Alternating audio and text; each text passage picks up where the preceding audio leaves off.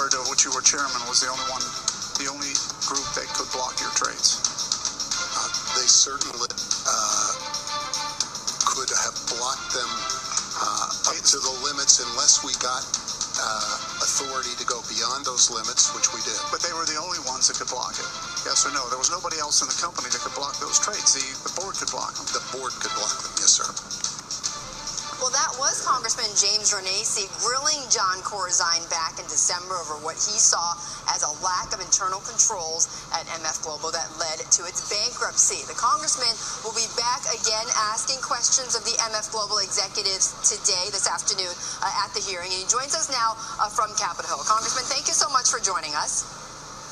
Good morning, Betty. How are you? Good morning. I'm doing well this morning. Look, it's been about 3 months, right, or so since you had that hearing with John Corzine, and with all this information that's now been uncovered and discovered about the days before the bankruptcy, do you feel in fact that you didn't get to grill Corzine enough? Should you have come down harder on him given these new questions? Well, of course, in any hearing, it'd be great to have 10, 15, 20 minutes to ask some questions, because you just start to get involved in getting answers. So it's always good to get as many questions as you can. Of course, we have a lot of other congressmen and women who wanted to ask questions, too. So Sure. We continue to try and dig into that information. So what are your biggest questions today? Well, today's hearing really is about causes and consequences. It's about what caused the problems, what were the consequences, how can we stop in the future when there's $1.6 billion lost of constituents' money and Americans' money. We need to be able to find out what happened. You know, there were regulators there, what happened, what were the causes, and how can we make sure this doesn't happen in the future? Well, certainly those are the objectives, but do you think that you will get those answers from the people that will be on the panel today? Everybody from possibly Edith O'Brien, who may answer or may not answer questions, to Lori Ferber, to Surinsky. Do you believe you'll get any of those answers from them?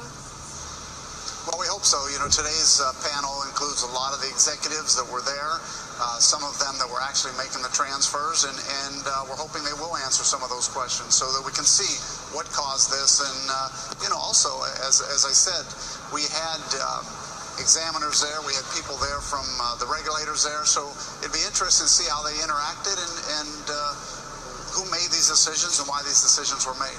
Do you feel, after having seen more of these emails, is your sense, Congressman, that there was in fact some intent or some confusion or something that had happened in the last few days, or some intent by MF Global to cover up perhaps the mixture of the firm's money and the client money, and therefore knowingly having transferred that money to their own accounts? I mean, do you believe more so that has happened?